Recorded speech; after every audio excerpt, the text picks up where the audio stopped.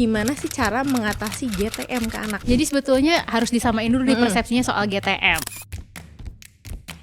GTM itu bukan istilah medis karena yang membuat istilah ini adalah emak-emak sendiri, tapi yang paling sering mereka rujuk dengan istilah GTM ini adalah anak-anak yang makannya lama, pilih-pilih makanan, sulit naik tekstur, makan nggak mau sama sekali. Ini berhubungan gak sih sama sensori? Mengenai tekstur aku mungkin belum bisa tahu secara pasti ya, walaupun pernah jadi bayi gitu, tapi udah lupa. Apa sih yang harus dilakuin sama orang tua ketika GTM ini sudah menimbulkan stres? Kita bisa lihat dari tanda awalnya, perlu dicari tahu ada apa. Karena kalau nggak segera diketahui ada apa, nggak bisa diintervensi. Padahal semakin dini diintervensi akan semakin baik hasilnya. GTM ini masalahnya di Indonesia doang atau di luar negeri pun ada istilahnya sendiri? Oke semuanya, selamat datang kembali di podcast Ruang Tunggu.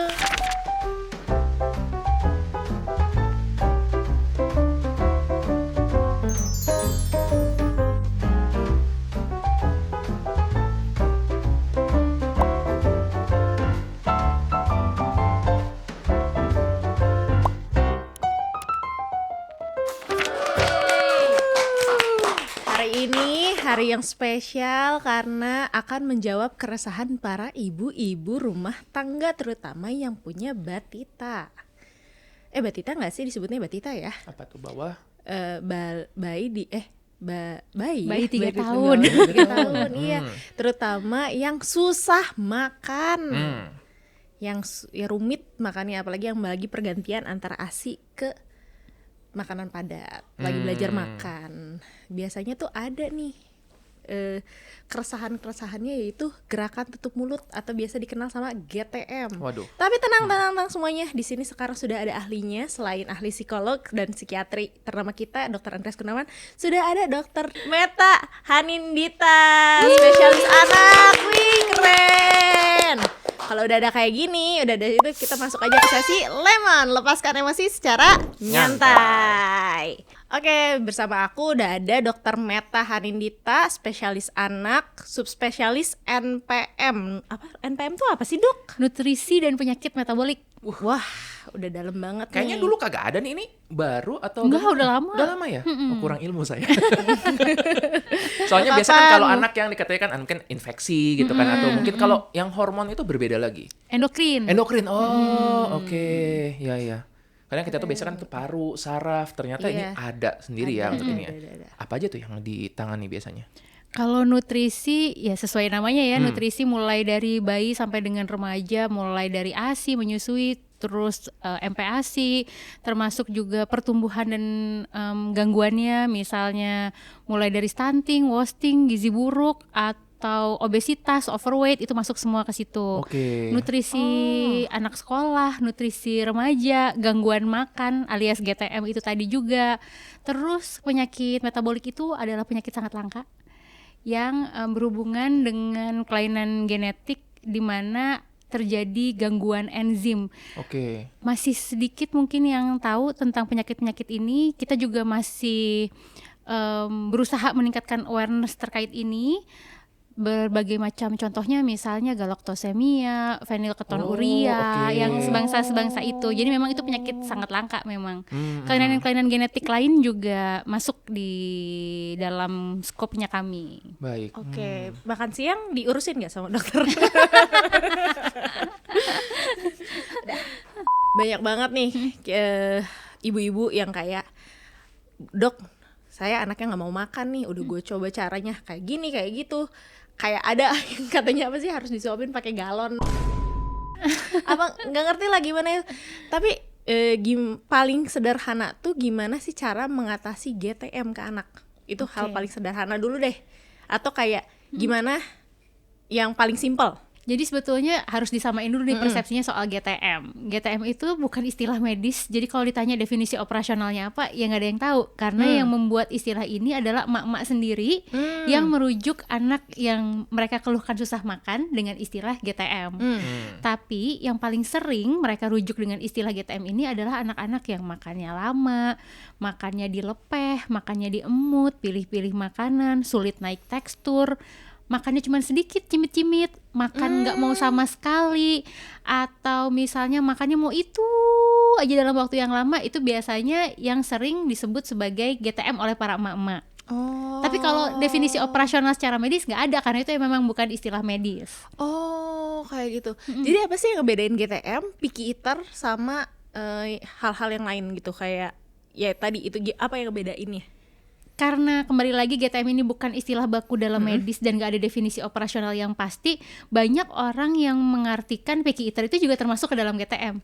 Jadi kalau boleh diambil secara garis besar, GTM itu adalah masalah makannya. Nah, di bawah-bawahnya nih macam-macam nih, mulai dari picky eater, melepeh, mengemut, susah naik tekstur, atau menolak makan sama sekali, dan lain sebagainya. Mumpung nih aku lagi pikiran, GTM ini masalahnya di Indonesia doang atau di luar negeri pun ada istilahnya sendiri? Di luar negeri pun juga ada istilahnya. Biasanya disebutnya kalau di berbagai literatur feeding difficulty atau pediatric feeding disorder. Tapi ada, nggak cuma di Indonesia aja. Oke, Gitu. aku mau nanya ke kamu, ini berhubungan gak sih sama sensori?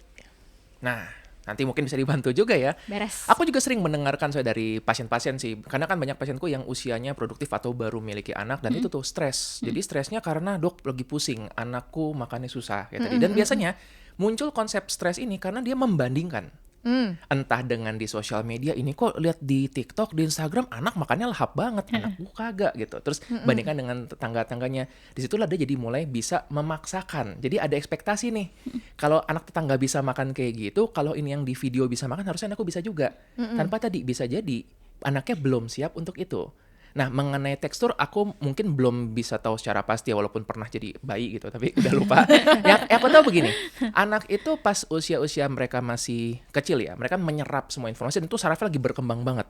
Kadang-kadang jadi hypersensitif memang bisa terjadi. Dan itu mungkin ya tadi ketika proses naik tekstur itu yang membuat mereka jadi terkejut. Nah, tetap bisa makan, cuma mungkin akan butuh pelan-pelan. Sayangnya tadi karena orang tuanya udah keburu nih ya, bahwa harus nih. Nah, itu yang membuat jadi mungkin jadi memaksakan, terlalu terburu-buru. Di situ nanti dampaknya pada anak bukannya malah menjadi sesuatu yang menyenangkan, malah jadi trauma loh buat si anak tersebut. Kalau misalnya dari dokter anak sendiri gimana? Sebetulnya Ikatan Dokter Anak Indonesia atau IDA itu pernah bikin penelitian multisenter di beberapa kota di Indonesia.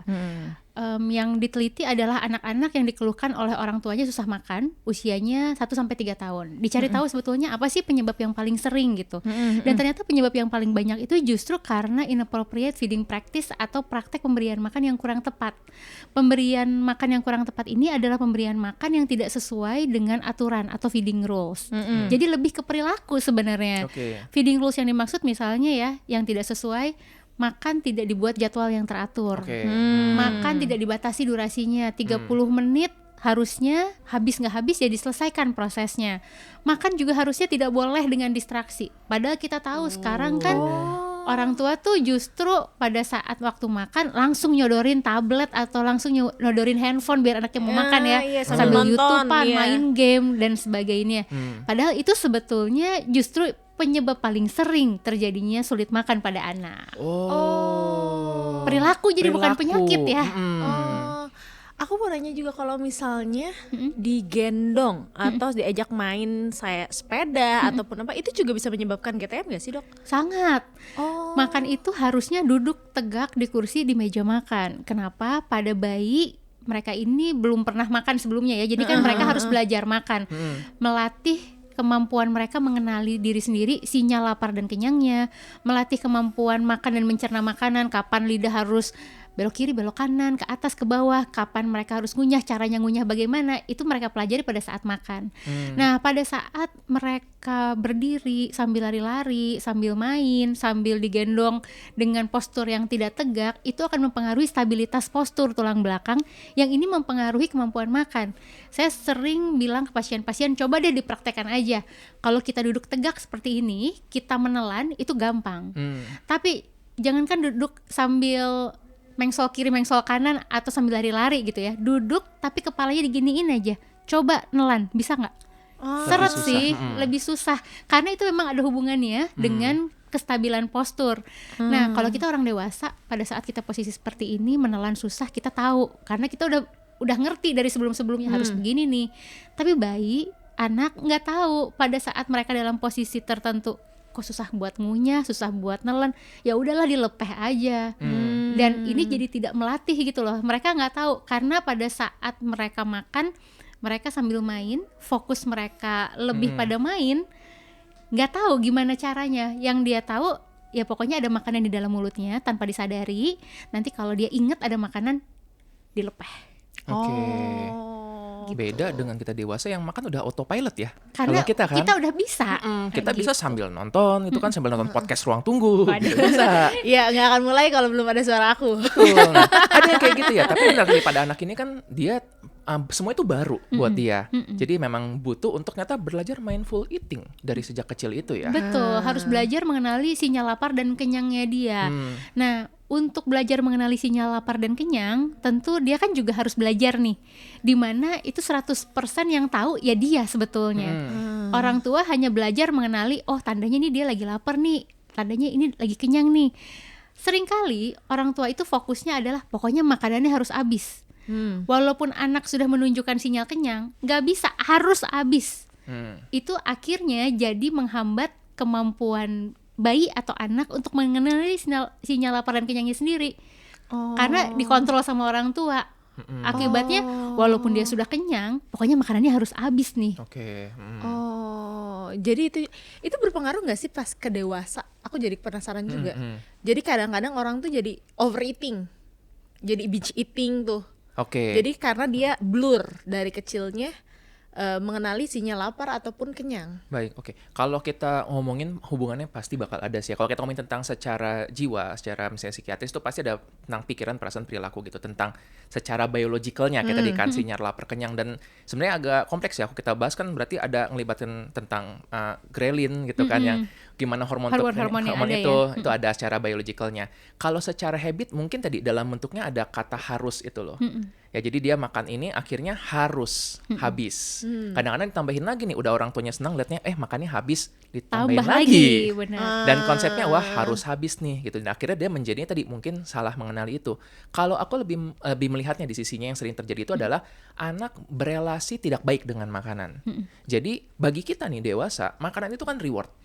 Kita lapar dapat makanan, kita lagi ngumpul sama teman-teman makan-makan. Tapi pada anak dia tuh melihatnya berbeda.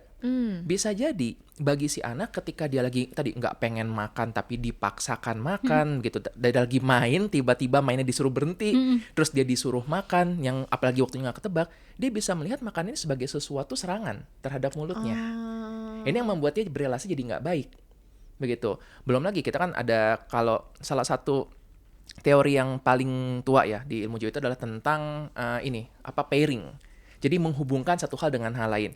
Kita yang dewasa mungkin menghubungkan makan dengan sesuatu yang menyenangkan. Pada anak bisa jadi tadi, bagi yang sudah terlalu sering dikontrol dan dipaksakan itu, akhirnya makan ini, waktu makan jadi di-pairing dengan sesuatu hukuman. Stres bagi dia. Jadi ketika dengar waktu makan, bukannya senang, dia malah stres. Dia stres, nggak mau makan, ibunya stres. Tambah maksa. Makin maksa, makin stres. Wah itu nggak berhenti-berhenti. Siklus ya. Gitu. Udah gitu kadang ya ibunya yang berharap harusnya anak ini ngerti. Iya. Lah kan nggak mungkin ya. Gimana caranya ya? Gimana sih, apa sih yang harus dilakuin sama orang tua ketika GTM ini sudah menimbulkan stres baik di anak ataupun di ibu yang tadi udah siklus itu? Kalau dari sisi kesehatan anak, sebetulnya nggak perlu nunggu sampai stres. Karena kalau nunggu sampai stres itu udah cukup terlambat gitu. Kita bisa lihat dari tanda awalnya. Begitu kenaikan berat badan sudah tidak adekuat, dalam artian sudah masih naik nih, tapi naiknya tidak sesuai dengan yang seharusnya, artinya ada gangguan dari asupan nutrisi yang mungkin sekali disebabkan karena masalah makannya. Atau misalnya anak menolak makanan terus menerus selama 2-3 minggu aja. Atau begitu lihat makanan dia malah nangis histeris. Kadang ada anak yang baru ngelihat baby chair atau baru ngelihat mangkok makanannya aja, dia udah nangis gak karuan. Itu tuh sebetulnya sudah warning, harus segera ke ahlinya, perlu dicari tahu ada apa. Karena kalau nggak segera diketahui ada apa, nggak bisa diintervensi. Padahal semakin dini diintervensi akan semakin baik hasilnya. Yap, itu Pavlov tuh, classical conditioning, ya kan? Melihat baby chair, akhirnya dia jadi nganggap ini suatu kayak hukuman. Karena pada saat itu trauma dia. Nah, karena tadi mungkin ya keluarga memposisikan ini sebagai sesuatu yang ini harus gitu, yang harusnya enjoyable ya, malah jadi sesuatu yang membebani bagi si anak tersebut. Iya, dan kalau kalian nih yang bingung kayak, aduh aku bingung lagi harus masak apa buat anak aku, tenang aja nih, dokter Meta sudah mempersiapkan resep-resep mutakhir. Dokter Meta ini udah bikin 10 buku ya? Mamiklopedia ya 10 buku di Ngintip salah satu editor dulu lupa. Aku berharap suatu saat tanya bukumu ada berapa? Aduh, berapa ya gitu. Berharap deh bisa begitu. OTW 11 kata editor.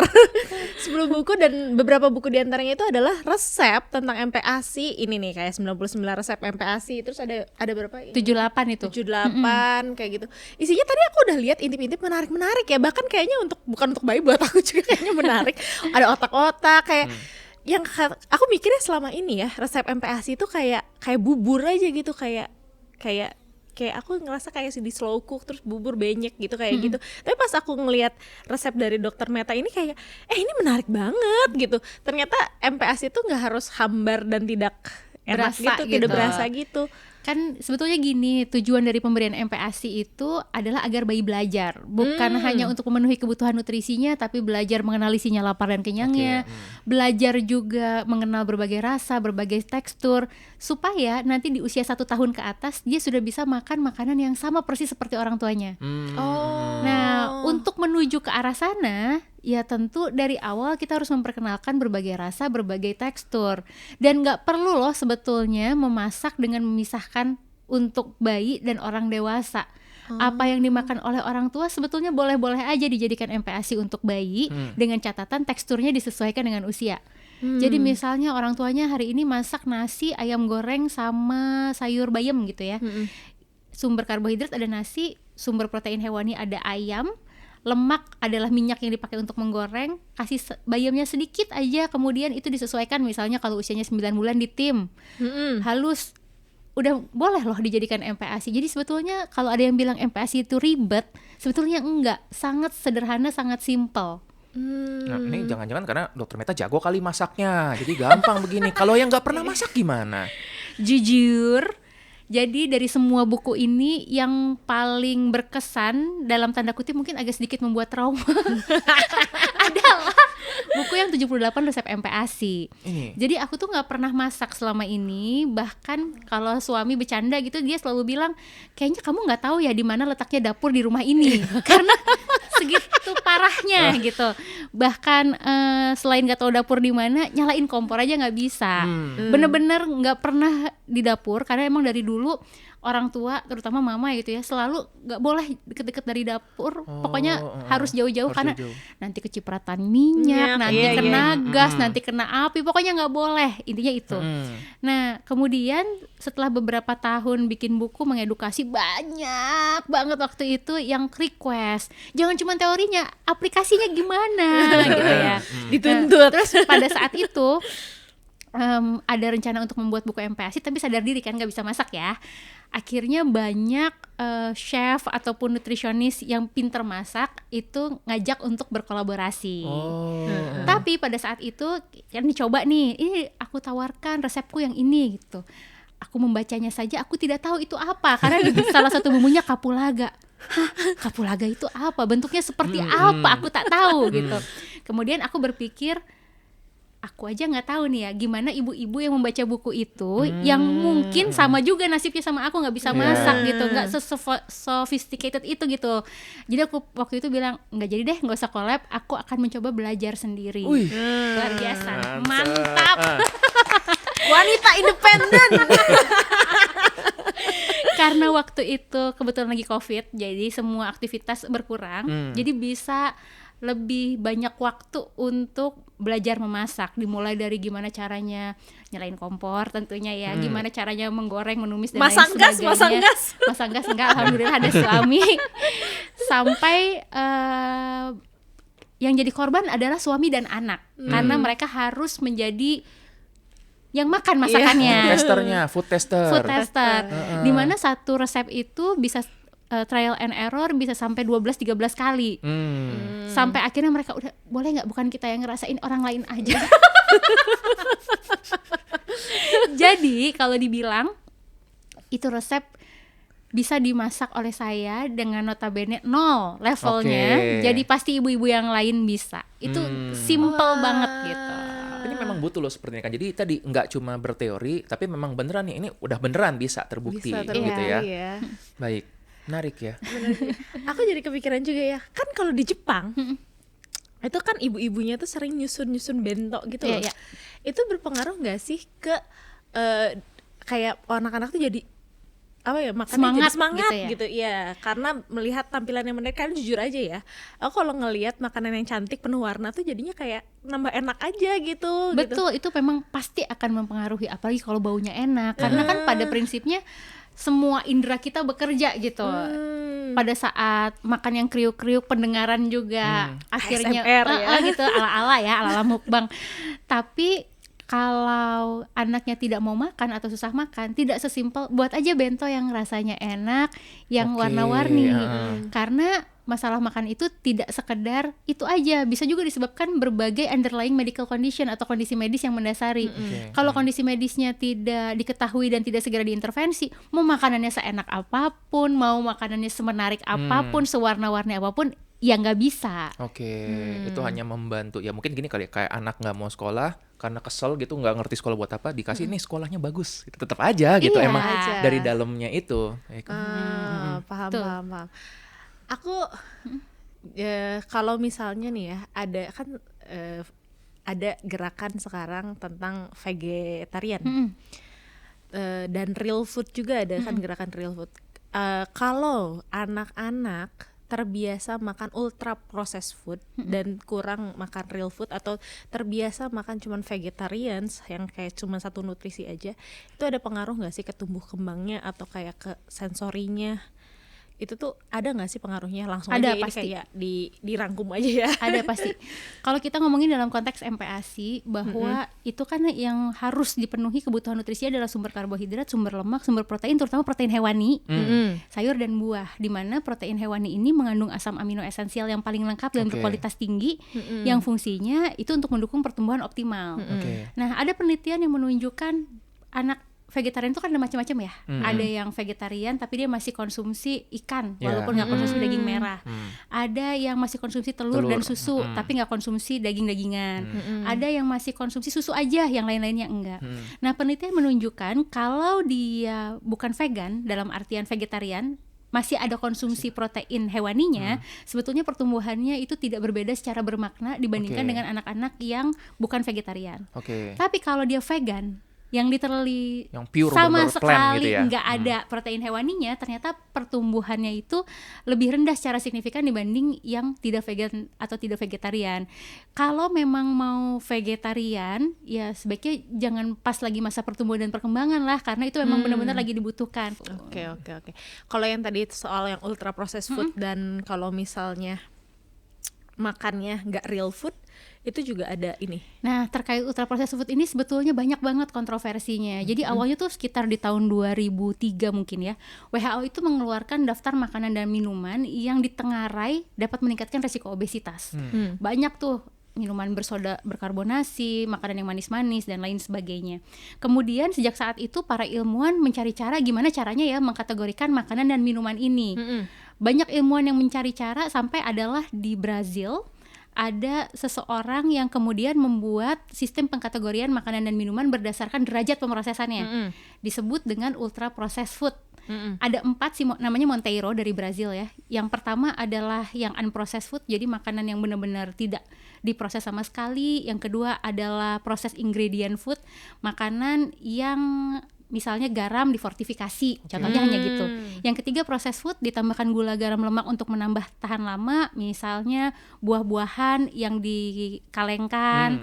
Dan yang terakhir adalah ultra processed food yang sudah menjalani penambahan gula, garam, lemak dan berbagai macam zat lainnya supaya nambah rasanya tambah enak, tambah tahan lama dan lain sebagainya. Nah, perlu diingat bahwa sistem pengkategorian makanan ini hanya berdasarkan derajat pemrosesannya yang belum tentu menggambarkan kandungan atau kualitas nutrisinya. Sebagai contoh, gini, banyak penelitian yang menunjukkan bahwa ternyata konsumsi tinggi UPF itu berhubungan dengan kejadian obesitas dan berbagai penyakit tidak menular, stroke, hipertensi, penyakit jantung dan lain sebagainya gitu ya. Tapi sebetulnya UPF atau tidak UPF, makanan dan minuman yang kebetulan dikategorikan sebagai UPF itu memang tinggi gula, tinggi garam, tinggi trans fat. Nah, sampai dengan saat ini sistem pengkategorian atau definisi ultra processed food itu juga masih banyak yang rancu. Contohnya gini, tempe mendoan yang digoreng sendiri di rumah itu UPF atau bukan? Harusnya bukan. Harusnya UPF kalau kataku sih. Ya itulah, banyak perbedaan pendapat, tapi itu UPF. Oh. Iya. Karena tepung yang dibuat itu ya dari proses industri, Iya. bukan barang aslinya. Iya UPF. Atau misalnya agar-agar deh jelly yang kita buat, itu juga UPF. Padahal belum tentu itu tidak sehat. Jadi karena definisi tersebut, makanya banyak masih kontroversi. Nah, yang sering kali terjadi gini, saya nggak mau ngasih anak saya susu formula, dok, nggak mau ngasih anak saya MPASI terfortifikasi karena itu kan UPF gitu ya. Padahal secara medis kalau kita lihat berbagai penelitian yang menunjukkan UPF itu berhubungan dengan obesitas, berhubungan dengan berbagai peningkatan resiko penyakit tidak menular, itu tidak mendefinisikan susu formula ataupun MPASI terfortifikasi dimasukkan ke dalam UPF. Kenapa? Karena baik susu formula ataupun MPASI yang terfortifikasi ini sebetulnya justru bisa bermanfaat untuk populasi yang rentan, seperti misalnya bayi.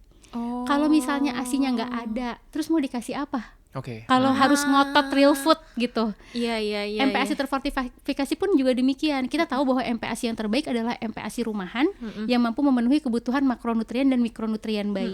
Tapi dalam prakteknya seringkali ini tidak bisa terpenuhi dengan baik karena entah kapasitas lambung bayi masih kecil atau keterampilan makannya belum terampil. Terus nggak usah dikasih makan aja kah? Kan sebetulnya bisa dikasih yang MPASI terfortifikasi. Banyak penelitian yang menunjukkan justru pemberian MPASI terfortifikasi ini memberikan banyak benefit, misalnya menurunkan resiko anemia defisiensi besi, meningkatkan status pertumbuhan juga pada populasi yang rentan. Makanya nggak bisa disamaratakan, pokoknya semua UPF jelek. Oke. Tergantung kontennya, karena sistem pengkategorian UPF atau non UPF ini sampai sekarang pun masih kontroversi karena definisinya nggak jejak gitu. Oh, menarik ya, kita Karena belajar definisi, banyak. Iya. Jadi gue jadi kebayang ini sama kayak jangan kasih obat tuh kimia gitu kan. Ya, Lah, ya. Semua kimia gitu kalau kita Iya, ngomong. Air juga kimia. Air kimia, Mohon H2O maaf. kan. Iya. Kita napas juga kimia Iya. juga. Masak air juga kimia gitu. Oke, aku mau nanya dong, kayak punya sosial media dong. Punya. Pasti dong, dengan 1 juta followernya itu. Follow guys, follow. Bagus banget, manfaatnya bagus. Kalau di sosial media gatel nggak sih kas scrolling tiba-tiba ada yang FYP terus kayak terus membahas tentang MPASI yang kayak ini tren apa lagi sih nih, apa tren yang bikin kayak pingin tiba-tiba kayak pingin gue stitch, pingin gue lurusin nih, atau nggak pingin gue tambahin nih, atau nggak kayak yang paling bikin gatel gitu, kayak Ada banyak sih, karena setiap saat itu selalu ada aja tren-tren itu bermunculan. yang paling bikin orang kayak ih pingin gue kasih tahu, gedek banget nih, yang paling bikin gedek banget deh. Kayaknya MPASI Jepang ya. Pernah dengar nggak sih? Nggak tahu. Jadi banyak orang yang pada bilang nih, influencer udah kita pakai metode MPASI Jepang aja. MPASI Jepang itu lebih terbukti anaknya jadi pinter-pinter, lebih terbukti nggak ada yang GTM. Udah pokoknya MPASI Jepang aja gitu. Apa tuh makan sushi? Bukan. MPASI Jepang itu dia mulai dari usia sekitar 5 bulanan dan 5 bulan udah bisa duduk kan? Belum kan ya? belum duduk sendiri, Manusia. tapi masih bisa di posisi didudukan. Nah, kemudian dimulai dari menu yang tunggal dulu, bubur yang relatif encer, tanpa bumbu, tanpa rasa. Nanti ditingkatkan baru bisa makan 2 kali per bulan di usia yang selanjutnya dan seterusnya. Perlu diingat bahwa MPASI itu adalah makanan. Makanan itu adalah kental sekali kaitannya dengan produk budaya.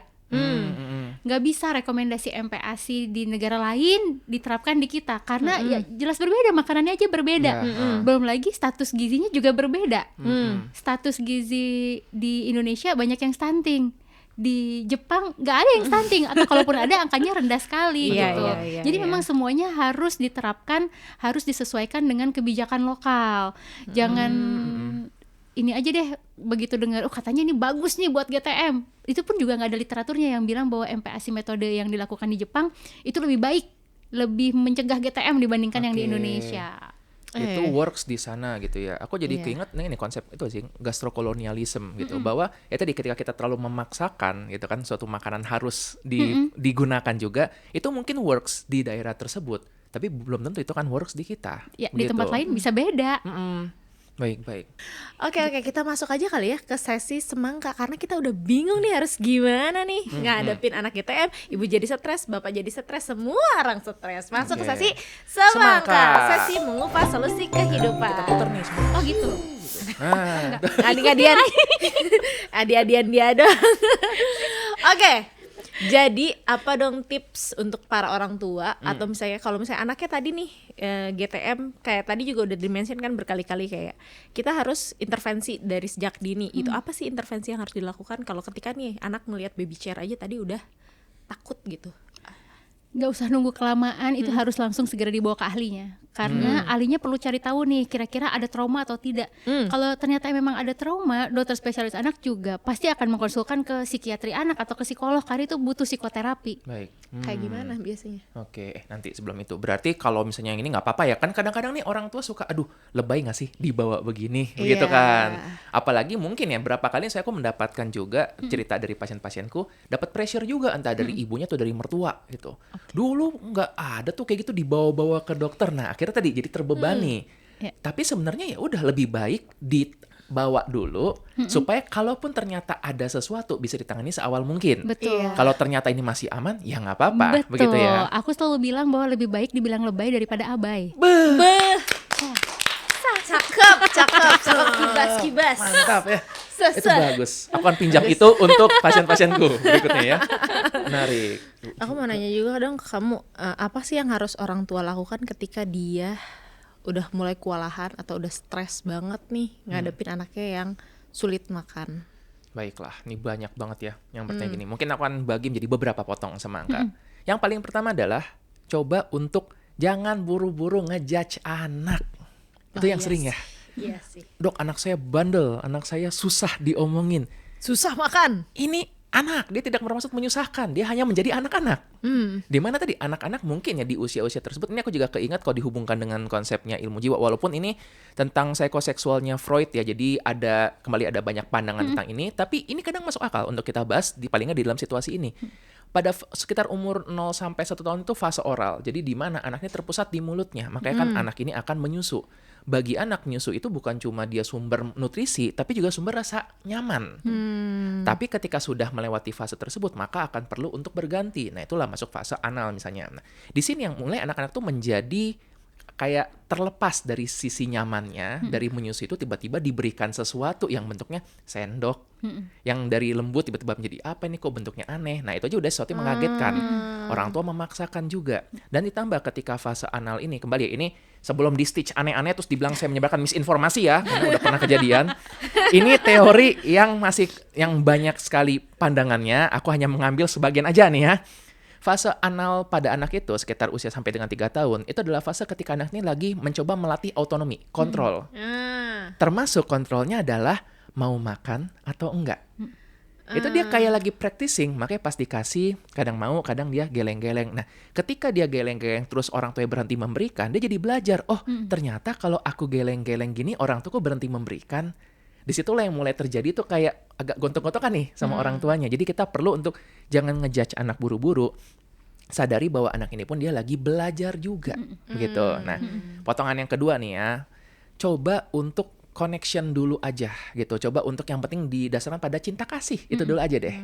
Kadang-kadang yang mungkin kesalahannya orang tua adalah terlalu peduli sama anak.